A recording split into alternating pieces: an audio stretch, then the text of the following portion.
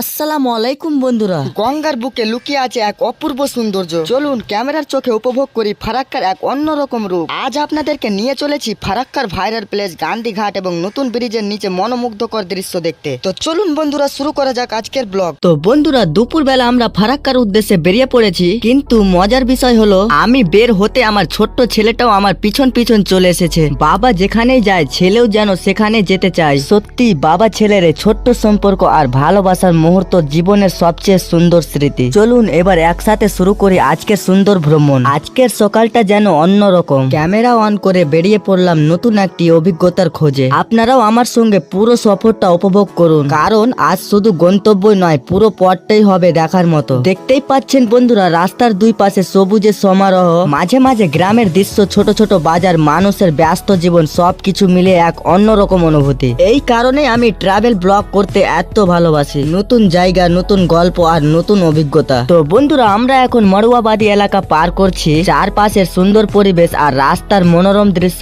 ভ্রমণের আনন্দকে আরো বাড়িয়ে দিয়েছে। চলুন এগিয়ে যাই আজকের গন্তব্য ফারাক্কা ভাইরাল গান্ধীঘাটের দিকে। কিছু জায়গা শুধু চোখে দেখা যায় না, অনুভব করতে হয়। আজ আমি আপনাদের নিয়ে যাচ্ছি এমন এক জায়গায় যেখানে গঙ্গার বিশাল জলরাশি, আকাশ ছোঁয়া নতুন ব্যারেজ আর ইতিহাসের সাক্ষী গান্ধীঘাট সব একসাথে মিলে তৈরি করেছে এই অপূর্ব সৌন্দর্য।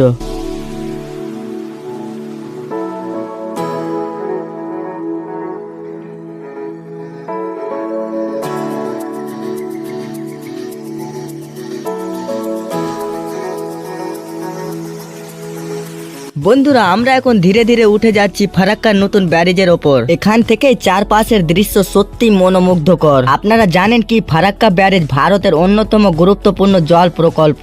এটি গঙ্গা নদীর ওপর নির্মিত হয়েছে এবং গঙ্গার পানি ভাগীরথী, হুগলি নদীতে প্রভাবিত রাখতে গুরুত্বপূর্ণ ভূমিকা পালন করে। এই ব্যারেজের কারণে কলকাতা বন্দরে নাবত্ব বজায় রাখতে সাহায্য হয়। বন্ধুরা, এখন আমরা চলে এসেছি ফারাক্কার নতুন ব্যারেজের নিচে। এখান থেকে উপরে তাকালে মনে হয় বিশাল এই ব্রিজটা যেন আকাশ ছুঁয়ে আছে। নিচ দিয়ে বয়ে চলা গঙ্গার স্রোত আর ঠান্ডা বাতাস সব মিলিয়ে এমন একটি পরিবেশ যেখানে ঘন্টার পর ঘন্টা বসে থাকলেও বিরক্ত লাগবে না।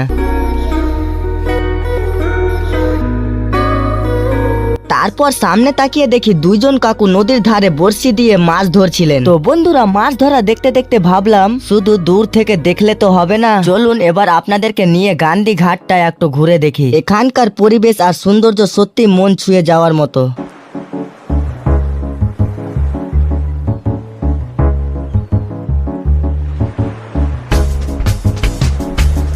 আলহামদুলিল্লাহ বন্ধুরা, আমরা এখন ফারাক্কা গান্ধীঘাটে। আর গান্ধীঘাটে এসে গান্ধীজির মূর্তি না দেখলে কি হয়, চলুন সবার আগে সেটাই দেখে নিই।